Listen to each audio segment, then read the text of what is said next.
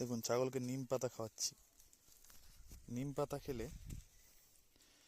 ছাগলের natural deworming হতে পারে এবং এটি অ্যান্টিবায়োটিক গুণ সম্পন্ন, তাই ডিওয়ার্মিং করার জন্য নিম পাতা ব্যবহার করতে পারেন।